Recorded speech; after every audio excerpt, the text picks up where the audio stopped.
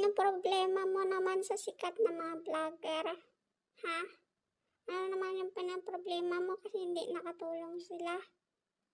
Ha? Hindi kung may itulong ka, itulong mo. Huwag ka namang gawa-gawa dyan ng issue-issue pa. Karoon, panoorin nyo yung video niya. Yung sinasabi niya. Wamos Cross, Awit Gimir, Rosmar Tan, usapang pagtulong tayo. Di ba matulungin kayo?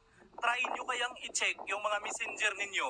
Sigurado ako, maraming nagchat-chat sa inyo para humingi ng tulong. Alam ko, hindi nyo pinapansin yan. Dahil mas binibigyan ninyo ng pansin si Diwata dahil matunog yung pangalan. Pero yung mga nagchat-chat sa inyo sa inbox, binabaliwala nyo lang. Dahil wala kayong mapapala. Dahil yung mga nanghihingi sa inyo, walang pangalan. Hindi kayang iangat yung mga pangalan ninyo sa social media. Diba? Kung usapang pagtulong tayo, try ninyong i-check yung mga messenger ninyo. Sa akin nga na mababang vlogger, kakarampot lang ang kita, maraming nagchat-chat, nanghihingi ng tulong. Sa inyo pa kaya na matulungin kamo sa kapwa ninyo na mga malalaking vlogger lang. Mas nakakabilib Wamos, Awit, Rosmar at iba pang mga malalaking vlogger dyan na nagbibigay ng tulong kay Diwata na kung totoosin hindi na kailangan pang alalayan si Diwata dahil milyonaryo. Lalaki ka, sikat na content creator. Kunwari ka pa nga content creator ka.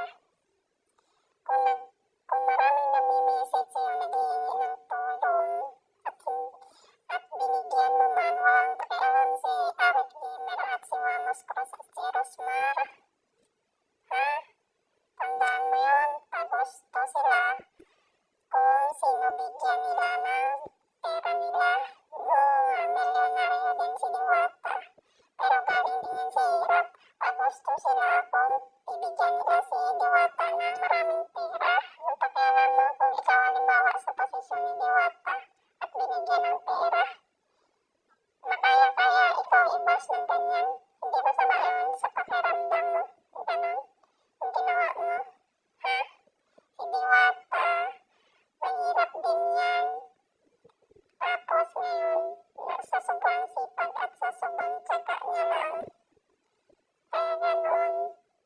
Ngayon, natunog ang pangalan ni Diwata at sabihin milyonaryo. Pag gusto sila kung sino bigyan nila. Ha, boy ha?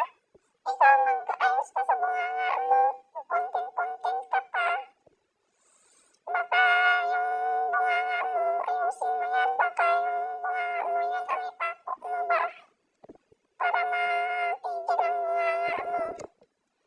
Kung ikaw si Diwata yun.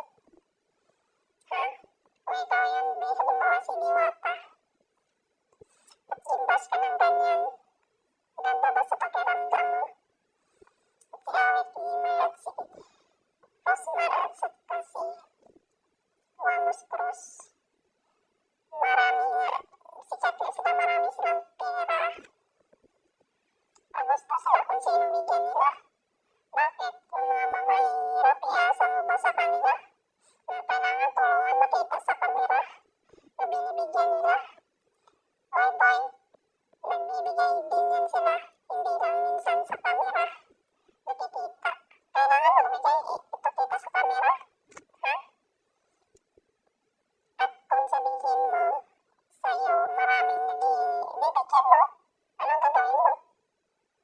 Ano gusto mong bigyan ka ni Wamos? Bigyan ka ni Awit Gamer at ni Rosmar? Kung ikaw kayo bigyan, pag-ibas ng ganyan, ha? Ano sa tingin mo?